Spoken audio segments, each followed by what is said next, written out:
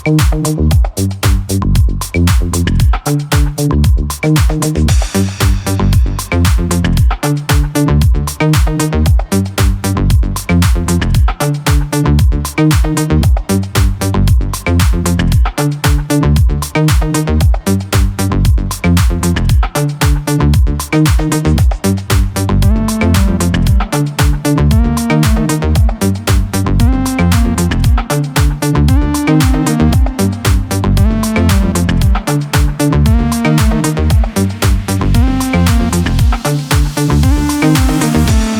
इन्हीं के जो बोला जाता है ना कि हर एक आदमी सक्सेसफुल आदमी के पीछे एक औरत का हाथ होता है, तो वो ये वही औरत है और हमें मोटिवेट करती रहती है और फैमिली को भी मैनेज करती हैं। और प्रैक्टिकल देखा जाए तो यही ऑनर और प्रोड्यूसर हैं, हम तो वॉलंटियर हैं। तो क्या कहना है, भोजपुरी का पुनर्जन्म कह सकते हैं आज, क्योंकि भोजपुरी 95% खत्म हो चुकी है बॉलीवुड से। हाँ, क्योंकि ये पार्टी बहुत ही कई सालों के बाद ऐसा देखने को मिल रहा है, क्या कहना चाहोगे इस बारे में? नहीं, हम लोग सिंगापुर में रहते थे और वहाँ पे मतलब हम जो हमारे साइड के पर्सन भी होते हैं ना, वो अपना बताते हैं कि हम दिल्ली से हैं या कहीं से, तो हमें लगता था कि सब शर्माते हैं अपने खुद को रीज़न को वो करने के लिए।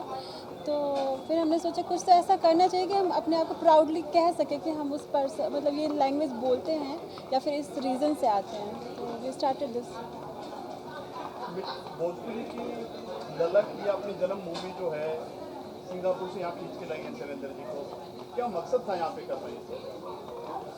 मकसद यही है कि आगे मतलब और भी जो लोग अभी गलत बना भी रहे हैं ना, वो भी शुरू कर दे कि अच्छा बनाना, ताकि फिर अगली बार कोई ये ना कि भोजपुरी सॉन्ग मतलब गंदा ही गाना होता है, अच्छा गाना भी हो सकता है भोजपुरी, मतलब हम फैमिली के साथ भी सुन सकते हैं उस चीज़ को। इसके अलावा और क्या कहते हैं पार्टियाँ होने वाली है? अभी एक शुरुआत है एक तरह से शैलेंद्र जी, आप बीच में ये सर आपने किया।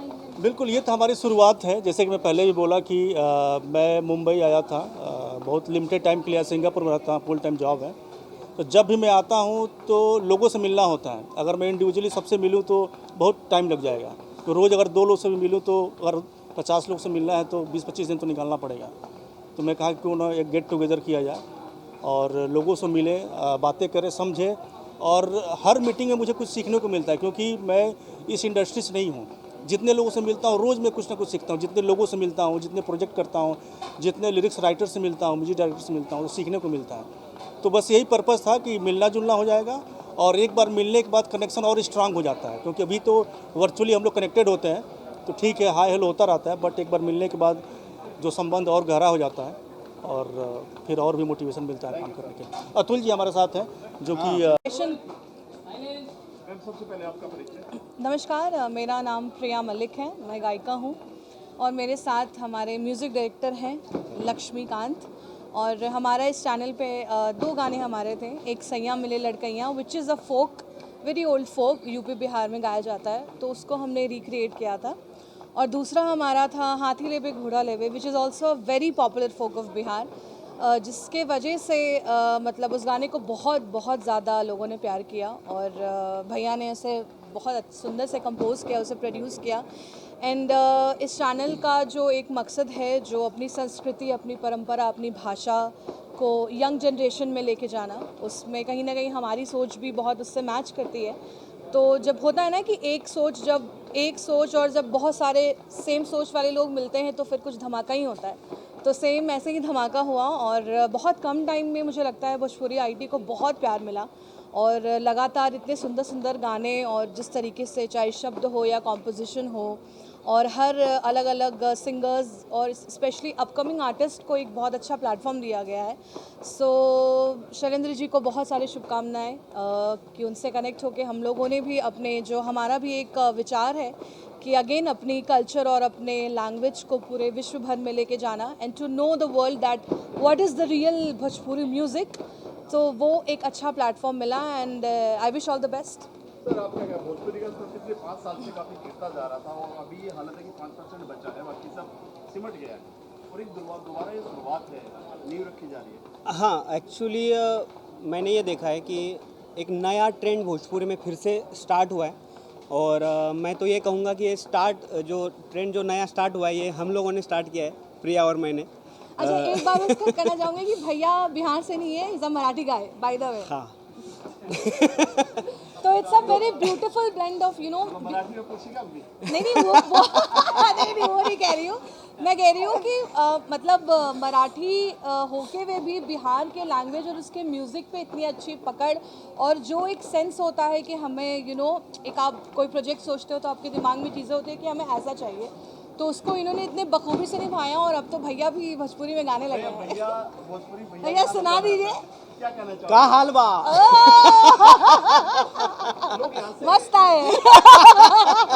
लोग यहाँ से बाहर से भी जाते हैं, जर्मनी, कनाडा, सिंगापुर से यहाँ आए हैं शैलेंद्र जी। हाँ, कितना प्राउड फील करते हैं इस बात को लेकर? बहुत अच्छी बात है। और मेन चीज़ क्या है, जैसे प्रिया और हम पहले साथ में काम करते थे, कुछ हमारा काम शैलेंद्र सर ने देखा तो उनको भी एक विजन मिल गया कि हाँ यार ये कंटेंट हम लोग इसके ऊपर वर्क कर सकते हैं।